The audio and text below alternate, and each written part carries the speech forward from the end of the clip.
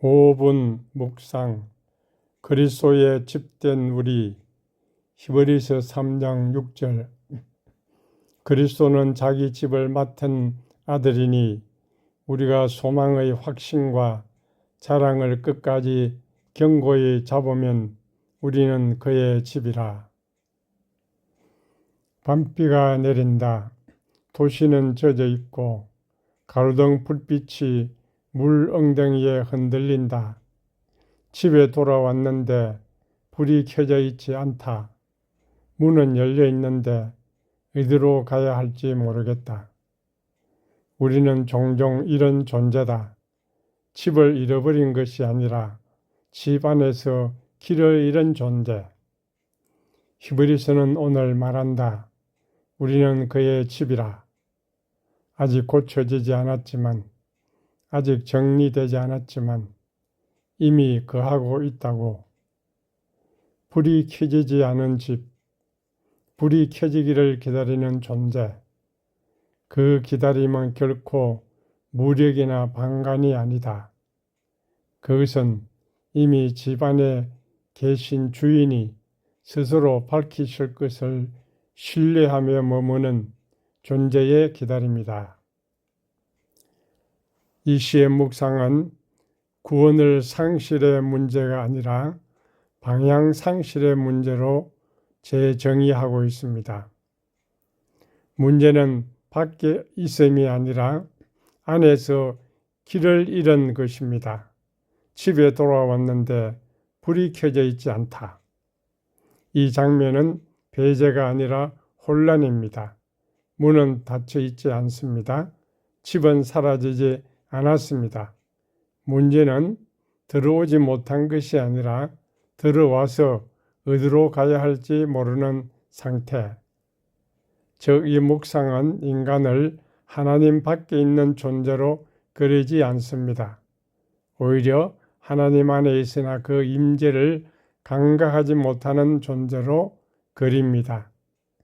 이것은 히브리서 3장 6절의 결정적인 전환과 정확히 맞닿아 있습니다. 우리가 그의 집이라는 선언은 조건부 소유권이 아니라 이미 주어진 거주 상태를 말합니다. 하이데거식으로 말하면 이 장면은 운하임리히카이트, 익숙한 곳에서의 낯섦입니다. 이 시는 실존적 불안을 추방이 아니라 익숙한 집 안에서 길을 잃음으로 묘사합니다. 이미 집 안에 있으나 집처럼 느껴지지 않는 상태. 하나님이 떠난 것이 아니라 내가 버려진 것도 아니라 존재는 여전히 거기에 있지만 의미가 낯설게 느껴지는 상태. 그래서 문이 열려 있는데 어디로 가야 할지 모르겠다. 이것이 바로 운하임 리히, 집이지만 집답지 않는 경험입니다. 히브리서 본문의 결정적인 문장은 아들로서 집이 맡겨져 있다는 것입니다. 히브리서 3장 6절의 원문 구조는 그리스도는 아들로서 그의 집을 맡으셨으니 우리는 그의 집이라고 말합니다. 여기서 중요한 점은 순서입니다. 첫째, 집이 먼저 있습니다. 두 번째는 아들이 먼저 세워집니다. 세 번째, 그 다음에 우리는 그 집이라고 선언합니다. 집은 아들이 잘 관리해서 생긴 결과가 아니고 또 우리가 잘 살았기 때문에 들어오게 된 공간도 아닙니다. 아들에게 맡겨졌기 때문에 집이 성립합니다. 문이 열려 있다는 것은 집의 주권이 이미 아들에게 있다는 뜻입니다. 문이 열려 있다면 이미 위임된 집입니다. 이 집은 더 이상 율법으로 관리되는 집도 아니고 종이 출입 허가를 받아야 하는 집도 아닙니다. 아들이 맡은 집이기 때문에 문은 열려 있습니다. 이것은 인간의 상태와는 무관합니다. 문은 아들의 신분 때문에 열려 있습니다. 길을 모른다는 것은 아들됨의 실패가 아니라 인식의 붕괴입니다. 히브리서는 이렇게 말하지 않습니다. 너희가 길을 알면 집이다. 히브리서는 이렇게 말합니다. 너희는 이미 집이다. 길을 모르는 상태는 아들됨이 취소된 상태가 아닙니다. 길을 모른다는 것은 아들됨을 아직 살아내지 못하는 상태입니다. 이 지점에서 우리는 회개가 재정이 됩니다. 회개는 다시 들어오기가 아니라 이미 들어와 있음을 신뢰하는 것으로 바뀝니다. 히브리서적으로 말하면 회개는 출입 허가를 다시 받는 행위가 아닙니다. 아들로 맡겨진 집안에 내가 있다는 사실을 받아들이는 행위입니다. 그래서 이 묵상은 외치지 않습니다. 돌아와라, 결단하라, 다시 문을 열어라. 왜냐하면 문은 이미 아들로 인해 열려 있기 때문입니다. 한 문장으로 정리하면 문이 열려 있다는 것은 하나님 편에 거부가 없다는 뜻이고, 길을 모른다는 것은 아들로 맡겨진 집안에서 아직 사는 법을 배우지 못한 상태라는 뜻입니다. 아직의 신학, 고쳐지지 않았지만 그합니다. 아직 고쳐지지 않았지만, 아직 정리되지 않았지만 이미 그하고 있다. 여기서 아직은 실패가 아닙니다. 종말론적인 긴장입니다. 이미 집입니다. 완료되었습니다. 아직 집답게 느끼지 못합니다. 이것은 과정입니다. 이것은 전형적인 시온적 종말론적 구속사 구조입니다. 이미의 상태는 그리스도 안에서 집이 되었다는 뜻입니다. 아직은 감각이나 정체성이나 방향의 미완성입니다. 그럼에도 거주 상태는 취소되지 않습니다. 이 시가 재정의하는 성화의 의미는 성화는 더 거룩해지기 위한 자격 증명이 아니라 이미 집안에 있는 사람이 다시 방향을 찾는 시간입니다. 성화는 하나님 앞에 머물 자격을 증명하는 과정이 아니라 하나님이 이미 거하게 하신 공간 안에서 삶의 방향, 감각이 회복되는 여정입니다. 히브리서적으로 말하면 우리는 그의 집이라는 선언 이후에 시작되는 생활의 학습이 성화입니다. 이 묵상이 우리에게 남기는 단 하나의 질문, 이 시는 결론을 주지 않습니다. 대신 질문 하나를 남깁니다. 당신은 지금 집 밖에 있습니까? 아니면 집 안에서 길을 잃었습니까?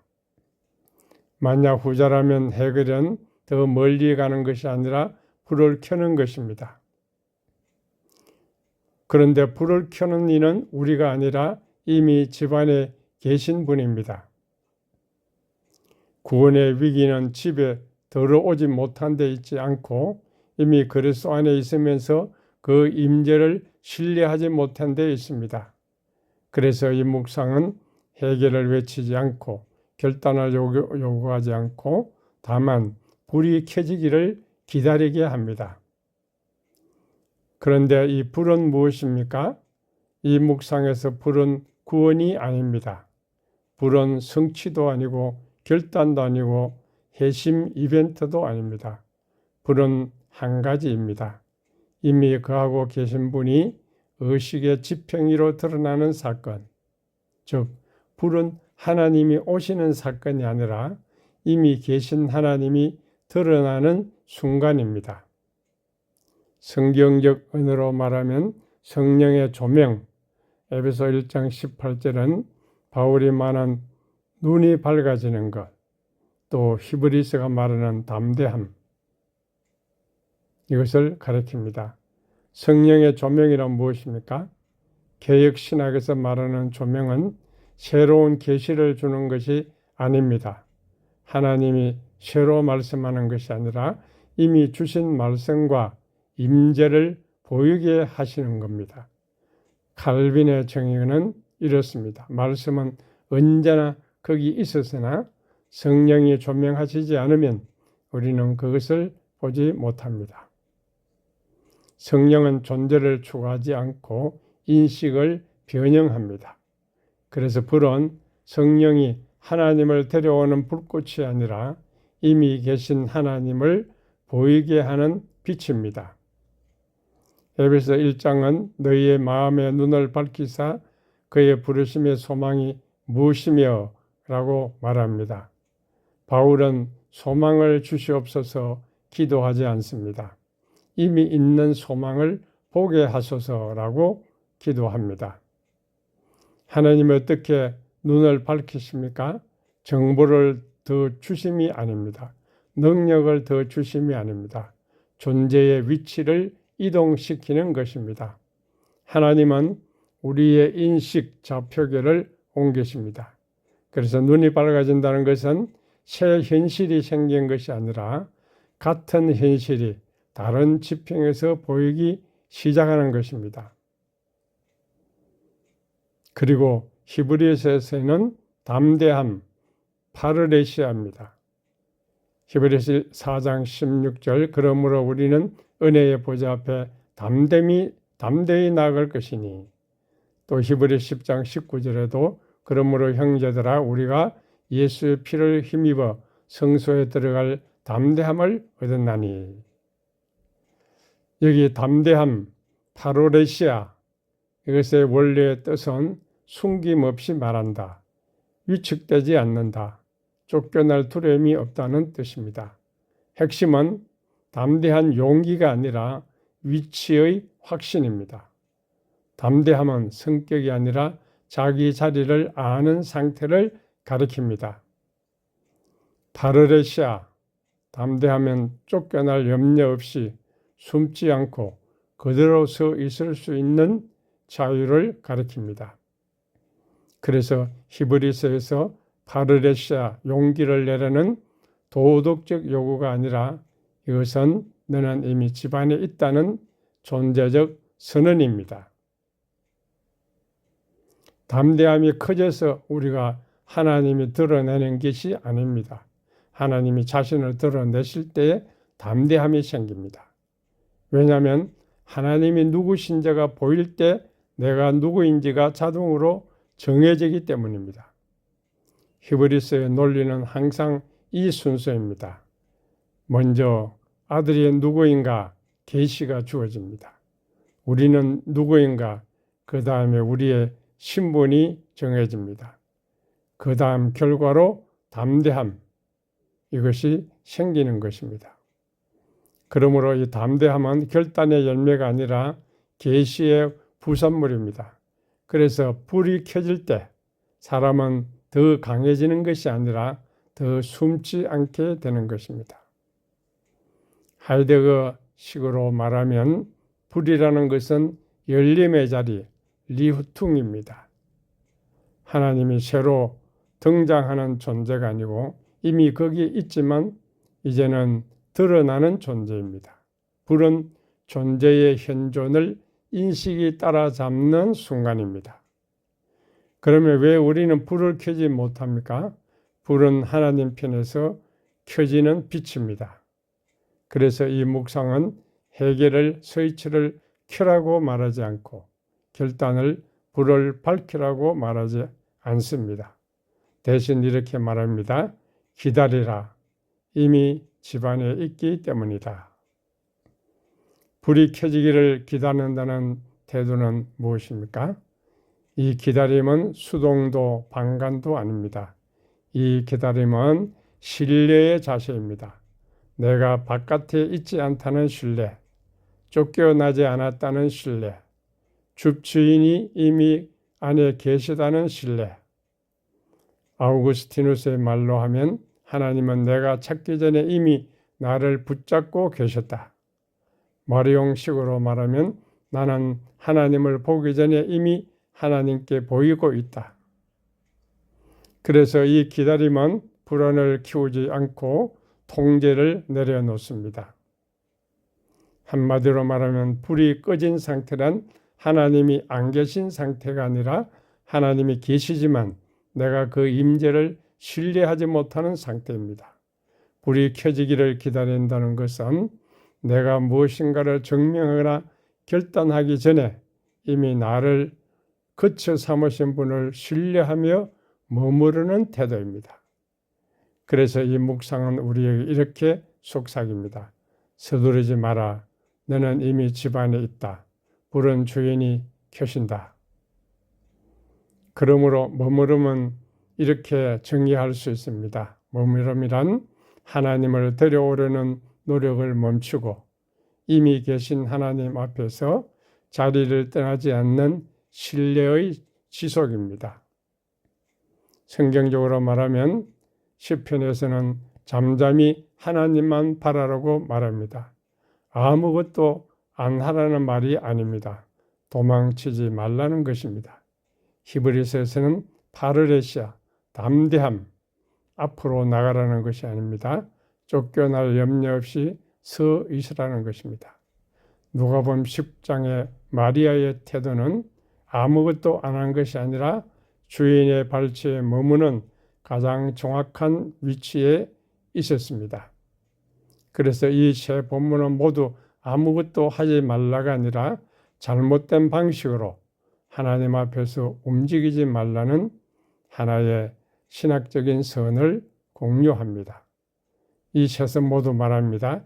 하나님 앞에서 움직이지 말아야 할 때가 있다. 그때는 더 가까이 가려는 순간이 아니라 자리를 지키는 순간이다. 이제 이 묵상은 행동을 요구하지 않고 위치를 회복시킵니다. 그래서 마지막 속삭임은 이렇게 바뀝니다.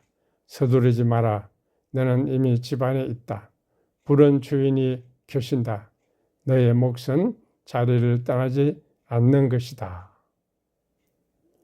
여러분, 나는 지금 하나님을 모시고 오려는 사람입니까? 이미 계신 그분 앞에 자리를 지키는 사람입니까?